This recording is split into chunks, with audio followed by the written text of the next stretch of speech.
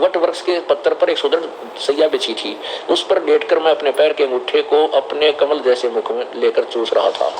इन्हें देखकर मुझे पहले की बात याद आ गई। ये हम सबकी जननी है। इनके विषय में मेरी जितनी जानकारी है तथा मैं जो कुछ अनुभव कर चुका हूँ वह कहता हूँ, सुनो। अब क्या स्पष्ट हुआ इससे स्पष्ट हो गया कि ब्रह्मा विष्णु महेश का जन्म हुआ और दुर्गा इनकी माता है और काल इनका पिता है। अभी विष्णु स्वयं स्वीकार करते हैं कि मैं जब छोटा सा बालक था तब मैंने इसको देखा था।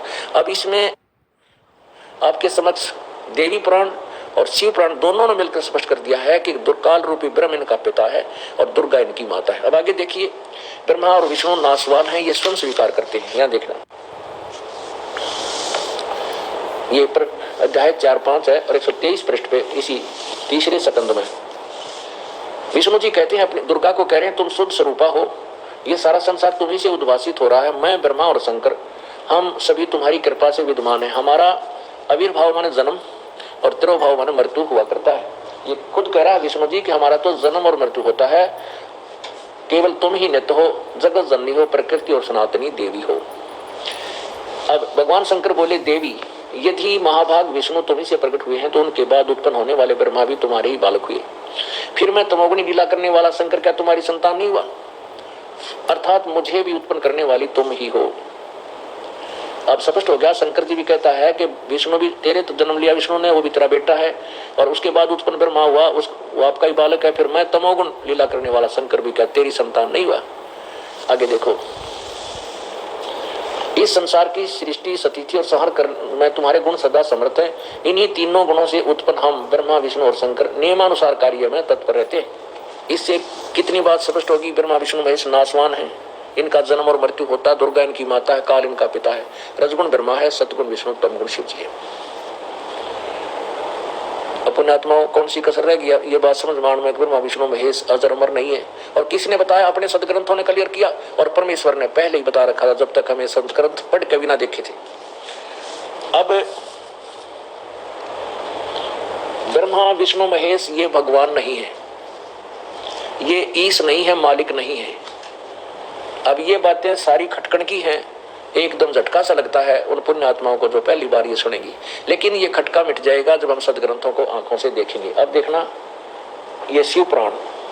पुण्यात्माओं, आप स्टूडेंट हैं, आप विद्यार्थी हैं और ये दास टीचर है और अपना जीवन जो है, पूरा जीवन जब तक हम इस पृथ्वी लोक पर हैं, हमारा विद्यार्थी जीवन है और हमने पूर्ण पढ़ाई करके यहाँ से अपने उस स्थान पर जाना है जहाँ से हमने यहाँ की प्राप्त की हुई शिक्षा का लाभ मिलेगा। जैसे शिक्षा सतल कोई स्कूल अलग होता है, कॉलेज, और कार्य क्षेत्र उस स्टडी के प्राप्त होने के बाद जो हमें नौकरी मिलती है वो स्थान अलग होता है और वहाँ आनंद ही आनंद होता है। तो ऐसे ही अब हम स्टूडेंट विद्यार्थी हैं, ये दास टीचर है।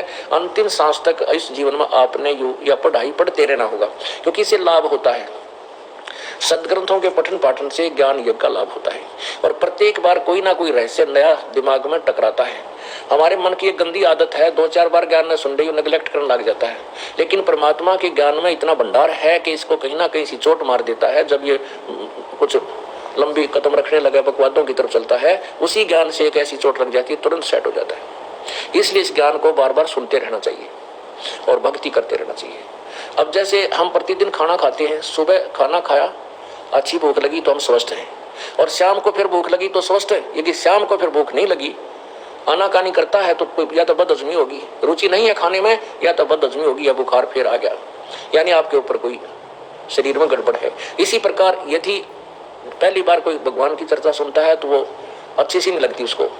जैसे बीमार आदमी को बुखार जिसको आ गया, उसे जबरग्रस्त व्यक्ति को रोटी नहीं सुहाया करती। काजू किस्मत सेब संतरे भी बुरे लगते हैं, जबकि काजू के सेब संतरे कड़वे नहीं है, वो मीठे, अति मीठे होते। लेकिन उस बुखार की व्यवस्था ने, उस जबर की व्यवस्था ने, जबर के कारण शरीर की व्यवस्था इतनी बिगड़ गई कि मीठी चीज भी कड़वी लगने लगी।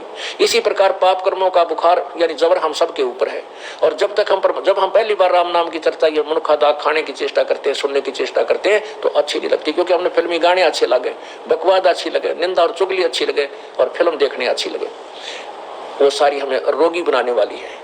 तो पहली बार हम खाना ये मनुखा दाग भी नहीं खा सकते, यानी परमात्मा की चर्चा नहीं सुन पाते, अच्छी नहीं लगती, क्योंकि हम पाप कर्मों से ग्रस्त हैं और वो पाप कर्मों का जबर हमारे ऊपर चढ़ा हुआ है। तुलसी पिछले पाप से हरि चर्चा ना भावे, जैसे जबर के बेग से भाई भूख बेदा हो जावे। पिछले पाप से राम नाम की चर्चा अच्छी नहीं लगती। जैसे किसी को जबर हो जाता है, बुखार हो जाता है, खाना भी अच्छा नहीं लगता, मनुखा दाग भी अच्छी नहीं लगती। तो उसका ट्रीटमेंट क्या है, उपचार क्या है कि कड़वी दवाई ही खानी पड़ेगी। कुनीन है, गोलियां हैं, कैप्सूल है, ये फाका न चाहते हुए भी खाना पड़ेगा। और उन कैप्सूल कड़वी गोलियों के खाने से वो बुखार नरम हो जाएगा, जबर उतर जाएगा। तो फिर वही रोटियां जो पहले कड़वी लगे थी, सूखी आली मिल जाए उनको भी रुचि से खा जाता है। तो पुण्यात्माओं इसी प्रकार जिन पुण्यात्माओं ने ये ज्ञान सुना है, पहली बार अच्छा नहीं लगा, दूसरी बार कुछ ठीक लगा, तीसरी बार, चौथी बार और पांचवी छठी बार सुनकर तो उसकी रुचि कहीं बढ़ जाए, क्योंकि वो पाप कर्मों का बुखार उतर गया और वो पाप कर्मों का दुष्प्रभाव खत्म हुआ। तो रुचि बढ़ी भगवान की इस राम नाम की, मनुखादा खाने की, रोटी खाने की। और इसको खाते खाते सुनते सुनते आपको फिर कभी अरुचि हो जाती है। आपने उसके मन में आता ही तो कल पिछली बार भी सुना था, ये तो उस दिन भी